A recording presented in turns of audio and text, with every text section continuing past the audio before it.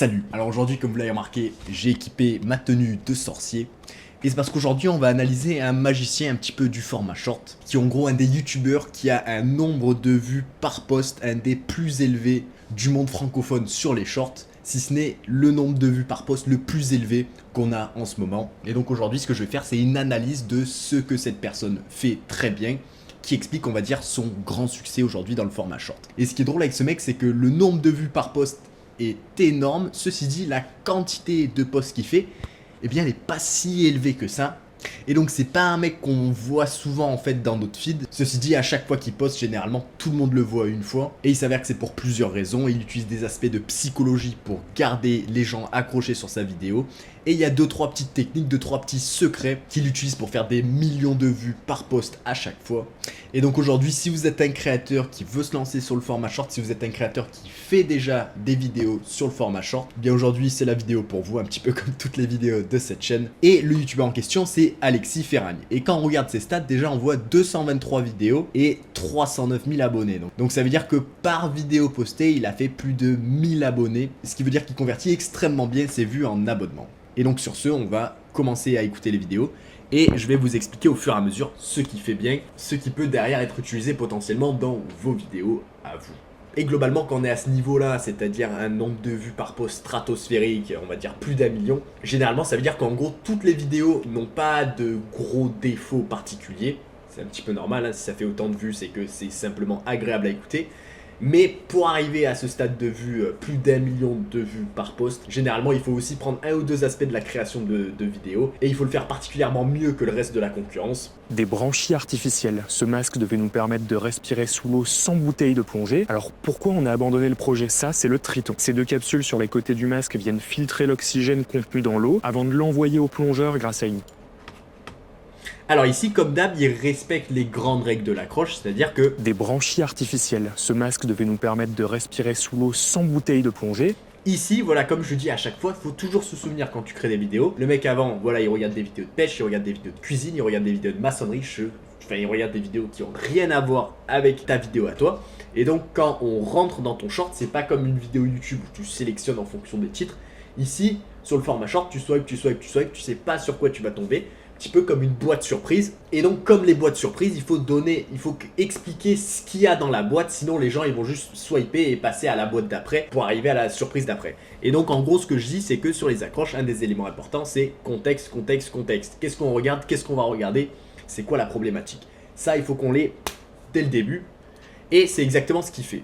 Des branchies artificielles. Ce masque devait nous permettre de respirer sous l'eau sans bouteille de plongée. Alors pourquoi Et ensuite, voilà, une fois qu'on a donné à peu près le contexte, c'est-à-dire là, un masque pour respirer sous l'eau, et bien, boum, qu'est-ce qui met? Problématique, raison de rester. Pourquoi est-ce qu'on a abandonné le projet? On a abandonné le projet, ça c'est le Et ensuite, boum, une fois qu'il a fait ça, il peut enfin rentrer dans le développement, ce qui fait vraiment à la perfection. Et vous voyez que vraiment dans cette structure d'accroche, ce qui est important, c'est pas nécessairement comment l'accroche est dit. Ici, par exemple, son accroche, elle est divisée en deux petits morceaux. Des branchies artificielles. Des branchies artificielles, fin de phrase, ce masque devait nous permettre. Donc là, en gros, il fait une accroche en fondamentalement 3-4 phrases, quoi. Ceci dit, ce qui est important dans l'accroche, c'est pas le nombre de phrases, c'est en gros les éléments qui sont mis. On veut toujours contexte, problématique, raison de rester.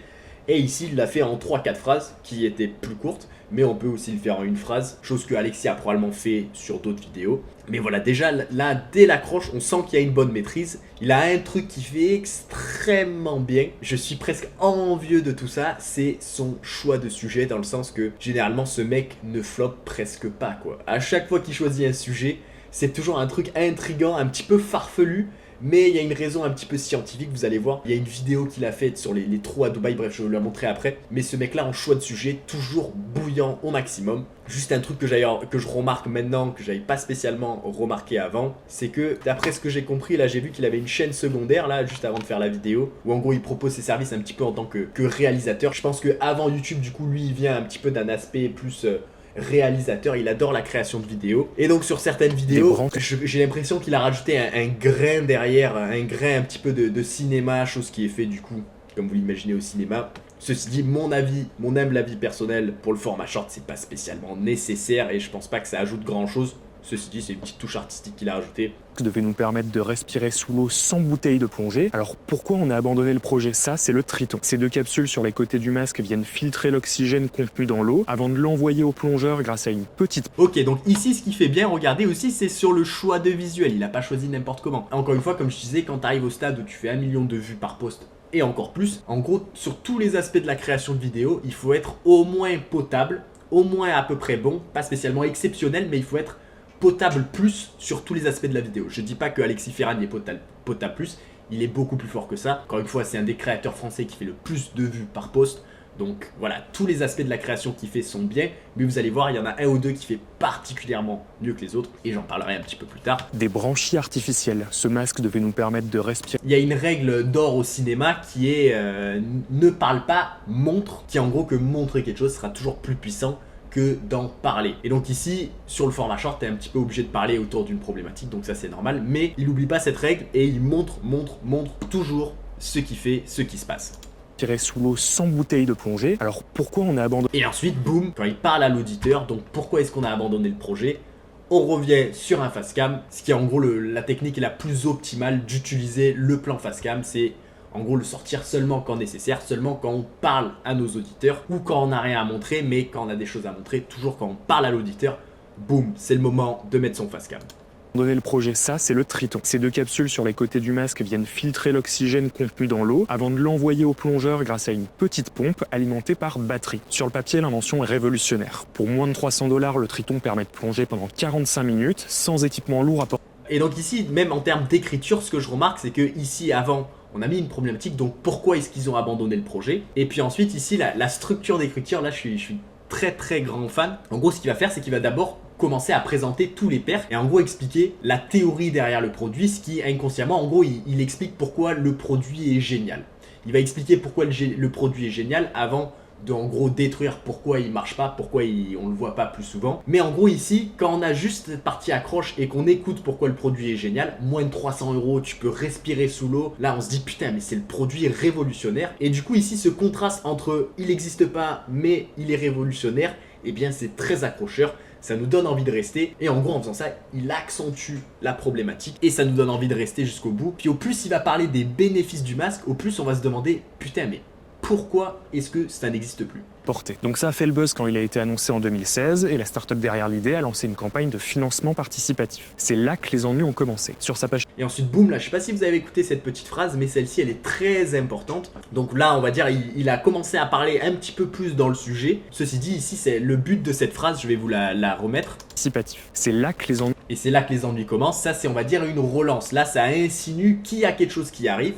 Et ça, c'est une technique pour garder les gens accrochés. Si pendant 45 secondes, tu parles un petit peu de trucs spécifiques du produit qui sont pas en lien trop avec la problématique étant le produit est bien, donc pourquoi est-ce que ça marche pas? Et bien ici, en remettant cette phrase, on dit, et c'est ici que les ennuis commencent, ça insinue que c'est ici qu'on va avoir la réponse à notre problématique, et donc ça garde des gens accrochés sur tout le long de la vidéo. Les ennuis ont commencé. Sur sa page Kickstarter, le projet avait tout pour convaincre. Des visuels 3D, Et encore une fois, c'est ici que les problèmes commencent. Un petit peu comme avec l'accroche où on sait que ça va pas marcher, on sait qu'il y a des ennuis. Et juste après ça, il y a le contraste avec, il continue à donner des perks, on va dire des sortes de les avantages de ce truc. Donc à chaque fois, on a ce contraste de ça a l'air génial, mais pourquoi ça marche pas? Et il s'en sert un petit peu pour répéter ce cycle et nous garder accrochés jusqu'au bout. Ou à la fin, du coup, bien sûr, en tant que conclusion, il va nous expliquer pourquoi ça a flop. Vidéo de test en piscine, donc les gens se sont jetés sur le produit et en quelques jours, la campagne a récolté plus de 900 000 $. Seulement voilà, ça fait plus de 40 ans que certains chercheurs Voilà, encore une relance là. essaient de fabriquer des branchies artificielles et donc forcément en voyant réussir une startup sortie de nulle part, ils se sont penchés sur le produit et ils se sont rendus compte qu'il y avait plusieurs problèmes. Et boum, là encore une fois une relance pour nous rappeler la problématique, pour nous rappeler qu'il y a quelque chose qui arrive. Il a teasé un petit peu les ennuis, les problèmes, le fait que ça marche pas. Et là il re-tease et puis on va enfin avoir la réponse finale à notre problématique qui arrive juste ici. En fait, l'eau contient très peu d'oxygène. Il y en a environ 30 000 fois moins. Et vous voyez, pour donner cette explication, il doit parler que l'eau a très peu d'oxygène, il y en a 30 000 fois moins que dans l'air. Et ça, intrinsèquement, ce sont des informations de contexte explicatif qui sont plus dures à digérer sur le format short. Ceci dit, ça n'a pas été placé au hasard. Juste avant de parler des éléments un petit peu plus denses du contexte, un petit peu plus difficile à expliquer, un petit peu moins accrocheur, moins divertissant, et bien juste avant, il met une relance juste avant de rentrer dans le contexte pour être sûr que les gens restent accrochés dans le contexte. Ici, si tu prends cette même vidéo mais que tu enlèves ces 2-3 phrases de relance, eh bien elle marcherait beaucoup moins bien sur les réseaux, puisque en gros dès que tu arrives à la seconde 30, à la seconde 45, généralement les gens ont un petit peu oublié déjà l'accroche si tu les rappelles pas, et donc Alexis, ce qu'il a fait, c'est qu'il les a toujours rappelés tout le long, et c'est comme ça qu'il a des vidéos qui percent du feu de Dieu, quoi. Dans l'air. Donc même en supposant qu'un dispositif aussi compact puisse le récupérer en filtrant l'eau, il faudrait quand même absorber des centaines de litres par minute pour permettre à un humain de respirer. Face aux critiques, la start-up a changé son discours en expliquant qu'en fait une cartouche d'oxygène était cachée dans le masque, et finalement Kickstarter a suspendu la campagne, flairant l'arnaque. Des branchies. Alors ici, là en regardant, je pense que un des aspects qui pourrait être, je pense qu'il pourrait créer une conclusion un petit peu plus impactante. On va dire là, il est très dans l'explication des faits, Manana. Il raconte l'histoire et puis une fois que l'histoire est finie, boum, il s'arrête. Ceci dit, je pense que ce qui pourrait être pas mal, c'est s'il rajoutait une petite phrase à la fin, soit une petite phrase où il donne son avis, en gros sous forme d'une petite blague. Donc ça, c'est une des possibilités. Ou passer un petit peu plus de temps, on va dire, sur l'accroche et on va dire plus mettre en valeur la fin, dans le sens que la fin, c'est que la startup qui a levé des millions de dollars en fonds, et il s'avère que c'est une arnaque et ils ont perdu tout leur fric, ça c'est quand même un élément très fort. Je pense que s'ils voulaient, ils pourraient passer un petit peu plus de temps dessus, faire une phrase de plus pour justement un petit peu plus marquer la conclusion et en gros plus expliquer dans ce cas spécifique l'impact que ça a eu, que les gens ont réalisé que ça allait pas marcher. Et donc ici je viens d'y penser, mais une petite blague possible qu'il aurait pu faire en fin de vidéo, ça serait: et d'ailleurs moi je vais lancer un produit, insérer produit farfelu qui ne marche pas. C'est un petit peu dans le même style que le truc de la branchie. Et à mon avis, ça c'est pas mal pour augmenter un petit peu le taux d'interaction qu'on a en fin de vidéo, qui d'après moi, enfin on va dire personne connaît bien le fonctionnement de l'algo, mais ce que YouTube recherche et tous les réseaux recherchent, je pense, c'est cette interaction en fin de vidéo. Puisque l'interaction en fin de vidéo, généralement, c'est le signe d'interaction le plus honnête qu'on a, dans le sens que en début de vidéo, si les gens like au bout de la seconde 6, ça, généralement, c'est parce que soit quelqu'un a fait un CTA, n'oubliez pas de liker la vidéo, etc.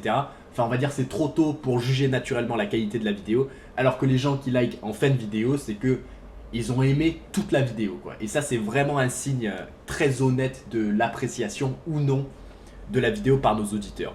Et d'ailleurs, si ça vous intéresse, j'offre session de coaching gratuit sur vos vidéos avec le premier lien en description. Là-bas, vous allez voir, on a mis les résultats de beaucoup d'élèves. On en a un qui s'appelle La Pommerie, qui en moins d'un mois est passé de 100-200 000 vues à plus de 15 millions de vues comme ça. Et c'est devenu, voilà, en l'espace de 1 mois de suivi, un des top 100 créateurs français. Et du coup, d'ailleurs, il fait du coup plus de vues mensuelles que Alexis Ferragni. Bon, certes, le mec fait beaucoup moins de vues par post et il poste plus. Et ensuite, on a d'autres comme des créateurs qui ont eu plus de 100 000 abonnés en à peine 7 mois après le lancement de leur chaîne. Des gens qui sont passés d'une vidéo à 3-4 000 vues et puis ensuite, je leur ai donné 2-3 modifs à faire. La vidéo, elle est passée plus d'une minute sur TikTok à plus de 200 000 vues, juste comme ça, juste avec 2-3 petites modifs à faire, et généralement c'est ça qui vous empêche de percer. Vous êtes généralement tous à quelques petites modifs de réussir sur YouTube, et ce qui vous manque, c'est quelqu'un, un mentor un petit peu pour vous guider dans tout ça. Donc voilà, au pire des cas, vous y ressortez avec des nouveaux conseils, des nouvelles idées, des axes d'amélioration, et puis au mieux, si votre chaîne remplit les critères, je vais peut-être du coup vous sélectionner pour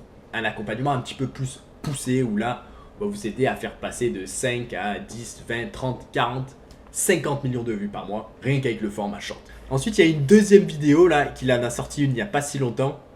Donc ici, je sais pas combien de temps ça fait, mais 3,6 millions de vues. Et encore une fois, dès le début de la vidéo, vous allez comprendre pourquoi.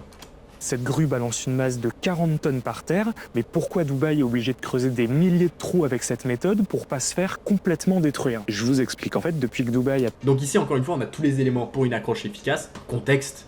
Cette grue balance des trucs de 40 tonnes sur le sol. Ici, la problématique, c'est plus une problématique qui est posée avec des éléments que j'appelle choquants, dans le sens que cette grue balance des masses de 40 tonnes dans le sol, tout ça, et ça va empêcher la ville de se détruire. Ici, c'est le genre de truc où là, juste il a donné des éléments de contexte, mais naturellement, avec ces éléments de contexte, on est en train de se dire what the fuck, qu'est-ce qu'ils foutent à Dubaï pour jeter on dirait des grosses poubelles dans le sol pour faire des trous. Là, naturellement, juste en donnant ces éléments, ça crée une problématique. Et ensuite, il manque plus que la raison de rester. Pourquoi Dubaï est obligé de creuser des milliers de trous? Pourquoi est-ce que Dubaï est obligé de creuser des milliers de trous avec cette méthode?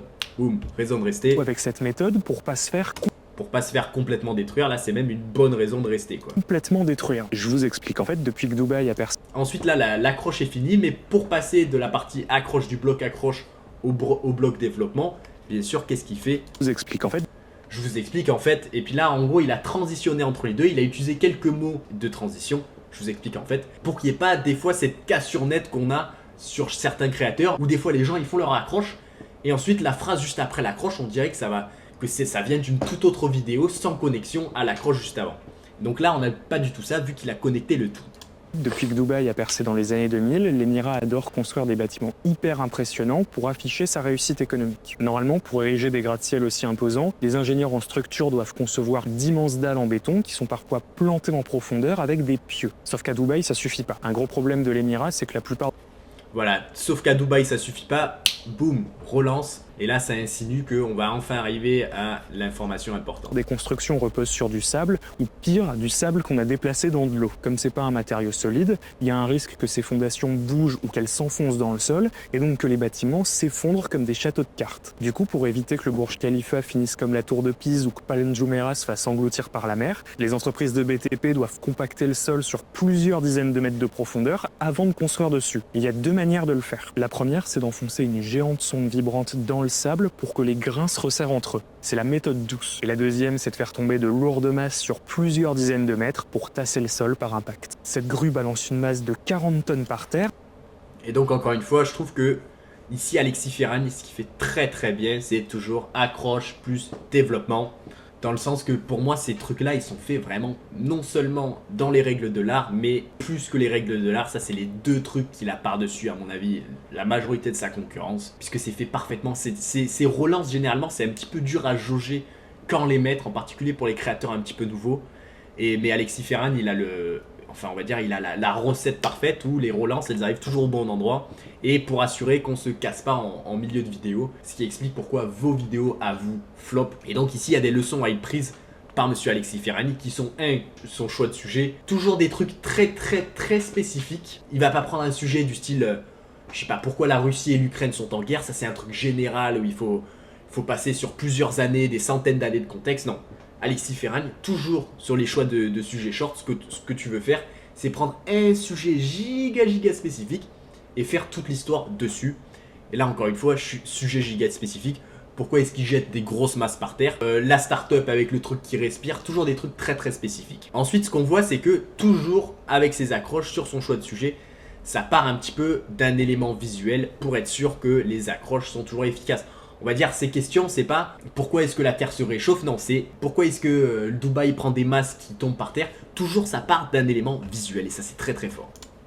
Mais pourquoi Dubaï est obligé de creuser des milliers de trous avec cette méthode pour pas se faire complètement détruire? Ensuite sur l'accroche ça respecte les trois règles. Contexte problématique, raison de rester. Je vous explique, en fait depuis que Dubaï a percé dans les années 2000, l'Émirat a... Et puis ensuite, à chaque fois c'est pareil. Une fois qu'il a mis la raison de rester ou un rappel, il rentre un petit peu dans le contexte avant de revenir à un élément qui est important pour l'histoire. Et ensuite, une fois qu'il a l'élément qui est important pour l'histoire, il a le choix. Soit repartir sur un petit peu plus de contexte pour ensuite revenir à l'histoire pour qu'on avance un petit peu dans l'histoire. Mais ce que Alexis Ferragni fait, ce qu'il faut absolument faire, c'est une fois qu'on a l'élément, boum, relance avant de rentrer dans le contexte. Puis le contexte, il va servir à quelque chose, il va nous faire avancer dans l'histoire. Puis relance. Puis contexte pour nous faire avancer dans l'histoire, puis ensuite on a la pertinence à l'histoire, puis ensuite relance. Enfin, en gros tu peux répéter le cycle et c'est comme ça que tu gardes des gens accrochés longtemps sur le format short. Ceci dit, voilà, aujourd'hui Alexis Ferragni, je vais vous montrer un petit peu le problème qu'il a. Et donc voici un petit peu le problème de Alexis Ferragni. Donc ici pour vous expliquer un petit peu, ils ont eu un bug avec la mise à jour des stats. Donc en gros ici, sur ce chiffre là, c'est le cumul des, je sais pas, 8 derniers jours. Et donc la vraie courbe ne ressemble pas vraiment à ça. Mais en gros, son problème, c'est quoi? Alexis Ferragni, aujourd'hui, le grand facteur limitant qui fait en sorte que, en gros, ce soit pas un des plus gros créateurs de la plateforme, c'est ce qu'on voit juste ici. En un mois, il a posté 1, 2, 3, 4, 5, 6, 7, 8, 9, 10, 11 vidéos en un mois, quoi. Une vidéo tous les 3 jours. Et essentiellement, à cause de ça, il limite grandement son potentiel de revenus. Il posterait une fois par jour, ce qui est possible avec le format short. Aujourd'hui, ça plus que triplerait son nombre de vues. Donc il passerait de 13 à 40 millions de vues rien que sur YouTube. Et ensuite sur TikTok, il triplerait du coup aussi son revenu. Et juste en augmentant le nombre de posts, il peut passer là, je sais pas exactement combien il gagne vu que TikTok c'est un gros inconnu. mais il pourrait en gros essentiellement tripler son revenu, probablement un petit peu plus vu qu'au plus tu as des vues, au plus les vues se répartissent sur les autres vidéos, et un revenu triplé, il n'est pas obligé d'aller travailler s'il le souhaite pas. Et du coup le truc, voilà, si Alexis Ferragne finit par tomber sur cette vidéo, franchement grand fan, choix de sujet toujours bouillant. Et donc voilà, le seul truc que je dirais, c'est que pour moi, un axe d'amélioration potentielle parmi toute la vidéo, ce que je détecte quand même la partie un petit peu plus faible de la vidéo, sachant que toutes les parties sont bonnes, donc la partie la plus faible, ça veut pas dire que c'est une partie faible, mais ça serait au niveau de la conclusion, passer plus de temps sur la conclusion, probablement une phrase de plus au moins, soit avec une blague, soit passer un petit peu plus avec les implications en pratique de la conclusion que tu donnes, puisque généralement ce que tu donnes comme conclusion, c'est un petit peu l'effet et boum, ça s'arrête. Il n'y a pas ton avis, il n'y a pas un petit peu les implications pratiques de ce qui s'est passé. Et je trouve ça dommage, on va dire, pendant toute une vidéo d'1 minute, tu fais un excellent boulot à garder les gens accrochés et à teaser un petit peu cette conclusion. Mais du coup, les gens, tu les fais attendre 50 secondes pour une conclusion. Des fois, quand tu passes seulement 10 secondes sur une conclusion et qu'elle dure 2 phrases et ensuite, boum, c'est fini. Eh bien on va dire la quantité de temps que les gens ont attendu pour avoir cette réponse, elle est disproportionnée par rapport à la taille de la réponse. Je sais pas si c'est très clair, mais en gros passer un petit peu plus de temps sur la conclusion, je pense que ça augmenterait encore plus le nombre de vues, sachant que déjà le nombre de vues que Alexis Ferragne fait, il est stratosphérique. Et ça c'est les créateurs toujours que je regarde avec beaucoup d'admiration, c'est ceux qui en gros peuvent faire marcher n'importe quel type de vidéo, et ils choisissent les vidéos qui les plaisent eux, et donc il y a toujours un petit peu plus d'amour dans le choix de sujet, et là l'amour dans le choix de sujet avec Alexis Ferragne, on le sent, putain de merde. Moi je poste bien plus du coup tous les jours et du coup souvent il faut passer à travers plus de sujets, donc je choisis des fois des sujets un petit peu moins bons et donc des fois ça se ressent aussi de mon côté, alors que Alexis Ferragne, cet amour on le ressent et du coup c'est pas pour rien que ces vidéos marchent très bien. Si vous êtes un créateur, quelle que soit la niche, je pense que c'est une bonne idée de s'abonner, de regarder les vidéos qu'il fait, parce que ce sera toujours une bonne source d'inspiration, un petit peu plus en termes de structure et en termes de relance. Ça, c'est les vrais éléments qu'il faut regarder, pas spécialement les mots spécifiques de chaque phrase. Et donc toujours regarder les créateurs qui marchent le mieux dans son format, un petit peu ce qu'on va dire, ce qu'on appellerait la concurrence. C'est toujours un bon aspect pour rester à jour dans la création de vidéos. Et si vous voulez rester à jour sur la création de shorts, il y a aussi cette chaîne ici présente où vous pouvez vous abonner et regarder toutes les autres vidéos. Il y a des vidéos où je rentre en détail sur plusieurs aspects de la création de vidéos. Vraiment, si vous voulez apprendre à percer rapidement, ici c'est la bonne chaîne. Et aujourd'hui, c'est ce que j'utilise pour faire, je sais plus combien de vues je fais par mois, mais je crois que je suis à 188 là, 190 peut-être en ce moment. Millions de vues par mois sur YouTube, donc en gros, je vous dévoile tous mes secrets. Ce qui est franchement rare parmi les créateurs de shorts. Je suis un petit peu étonné que je sois le seul créateur, on va dire, qui réussit très bien dans le format short du côté français, qui explique un petit peu comment je fais. Et donc voilà, si vous voulez des conseils directement de la source d'un créateur qui a réussi, vous pouvez vous abonner, regarder les autres vidéos. Et sur ce, à la prochaine.